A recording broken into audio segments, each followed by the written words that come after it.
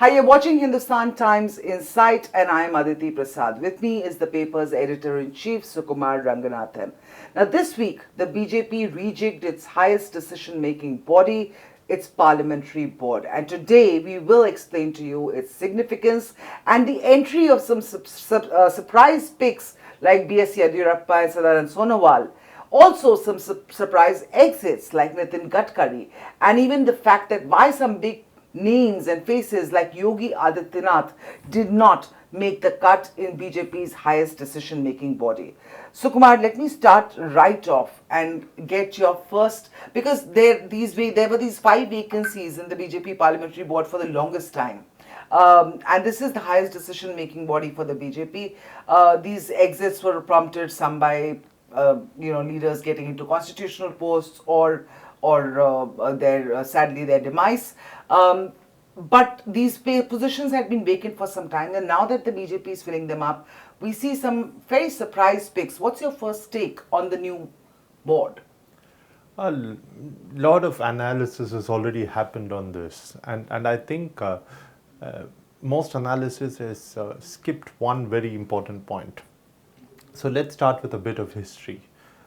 The last big change that happened in the parliamentary board of the BJP was in 2014. Right. There was a small change in 2019 when the organization secretary of the party changed from Mr. Ramlal to BL Santosh. So that automatically means a change. But otherwise, the last big change was in 2014. And before that, the real big change that had happened was in 2013 when Narendra Modi was inducted into the parliamentary board. It may seem surprising at this point in time, but we should remember that it was only in June 2013 that he was named as the in charge of the elections for the party, and it was only in September of 2013 that he was named the prime ministerial candidate. So the last changes in 2013 and 2014 in the parliamentary board, the last 2 significant changes, had sort of, I think, made people expect a big bang. Yes, because the last time was a big bang. Yes, and it's been quite some time, right? And what's happened in this time, as you pointed out, there are some people who have passed on. There are some people who've got promoted. Some exits have happened because of retirement and other things. But 8 years have passed, right? And so the expectation was you would see changes that would reflect a new BJP, the new thinking, the new generation, a generational shift, so to say. And you've not seen. So to me, it's more interesting to see what has not happened. And it's understandable as to why it has not happened. It's not happened because this is pretty much still a party which at this point in time is controlled by the Prime Minister and the Home Minister. And of course the party president is there. And they perhaps felt that there is no need, and perhaps there is no need for any big change that needs to happen. And so you're not seeing that generational shift that has happened. You mentioned exits, you mentioned the omission of Yogi Adityanath, which was interesting. And there had been a series of articles, which I'm sure you've seen, I've seen, all of us have seen, of people saying that, okay, great, Yogi Adityanath has won UP, now he'll get onto the parliamentary board, he's the next big thing in the BJP and everything else. And you know how it works, right? This is the classic commentator's curse. The minute someone says something is going to happen to this person in the BJP, it doesn't happen. I don't know why people even speculate. People have been wrong in terms of chief ministerial candidates, presidential candidates, vice presidential candidates. It's just, this is a party that's time and again done the unpredictable or the unexpected in terms of all its choices. So I don't know why there was this expectation, and clearly that has not happened. There are lots of. I have a related question to what you said, and then we go back to what you were saying. You said that nothing had happened, nothing big had happened. People were expecting a generational shift. People, and by the party's own admission, 75 years is the age of retirement. status quo has been maintained, so to speak. Now, if status quo has been maintained even in this parliamentary board and there's no big bang change, what does it mean for what the party is thinking right now, especially with regard to that 75-year retirement age? They probably think that they don't need to change anything because nothing is broken yet. Okay. Right? I mean, you would make changes typically when you have lost a series of elections, when you don't have a strong enough candidate, when you don't have a strong enough face. If you're in power and your government is not doing well, then because the party is behind the government, you may want to make some changes. And clearly, none of that applies in the case of the BJP, right? Right. So maybe they felt that it was not needed. And we discussed these 8-9 years. And in these 8-9 years, I think the generational shift that started in 2013 and 2014 has sort of been more manifest and become more evident over the last 8 years because of people passing on, people retiring. I mean, Venkaiah Naidu moving to a constitutional post and then sort of retiring. So it just that change has happened. So this is pretty much the new BJP, which is the Narendra Modi, Amit Shah, JP Nadda BJP. Right. And the only other person of that vintage or who sort of predates them, in many ways was senior to them, who's still there, is Rajnath Singh, Right. who continues to be there. But otherwise, this is a relatively new entity, so to say. And perhaps they felt that it was too soon to make another change, especially because nothing is broken. It's not as if they are doing badly. They're continuing to win elections. The government is in power. See, the government is doing well. No. This is 2022, so it's a year and a half before the election, before the start of the, I mean, it's actually only 6 months before the start of an election season, which will pretty much run uninterrupted till 2024.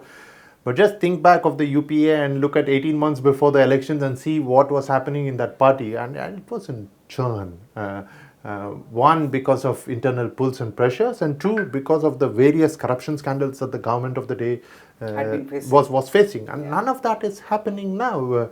So maybe they felt it was not time for a change. The exits are interesting. Yes. But I think the exits again are in some ways in keeping with the transition that started in 2013. Because Mr. Gadkari again, in some ways, it was senior to, he was a president before any of these people were the president, right? I mean, the only people in the current system who's probably senior to him is Mr. Rajnath Singh himself, right? So, but again, it's in keeping with that change that's happened. Shivraj Chouhan, his induction was a surprise in 2014. No one really knows why he was inducted. It was a surprise. Back then, if you remember, again, these are historical fragments that we forget, but in 2013, when the move was on to move Mr. Modi to the parliamentary board, I think it was Advani who backed Shivraj Singh Chouhan for the board and instead of Modi. And I think that obviously didn't happen. And this is now somehow. But let's also talk about the entries.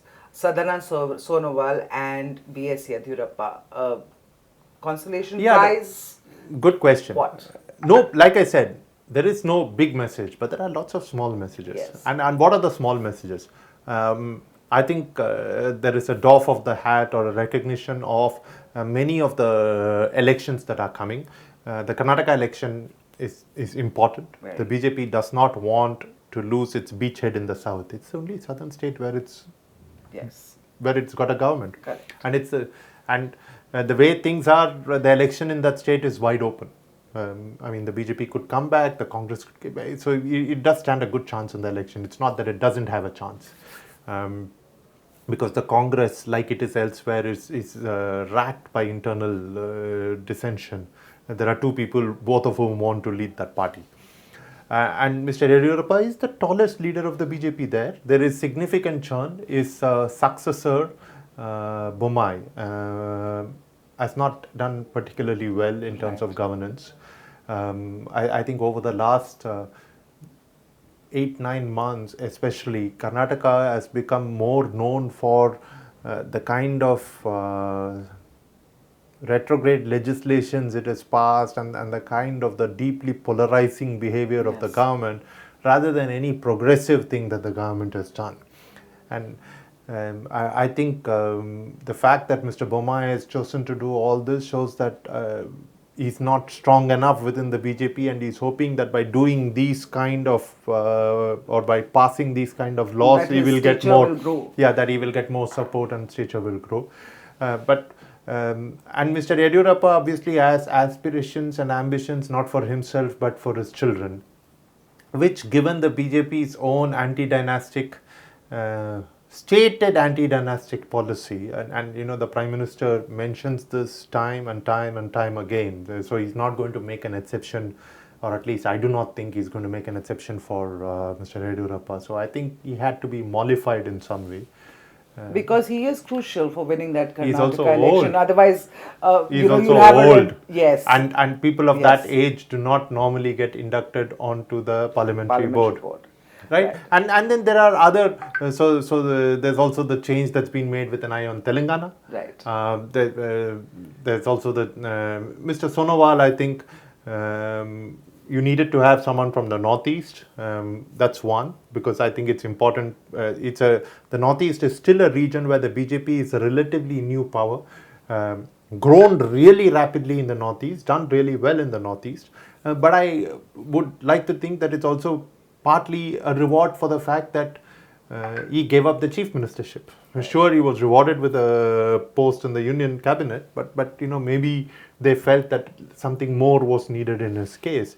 But these are all small messages. I don't think there is an overarching message. But to come back to Shivraj Singh Chouhan, and I think it's important to look at it, why it's interesting that there is one theory that's been put forth by some people in the party, is that there are no chief ministers in this. Right? And maybe keeping him out was a good way to ensure that it was not required to put Yogi onto the parliamentary board.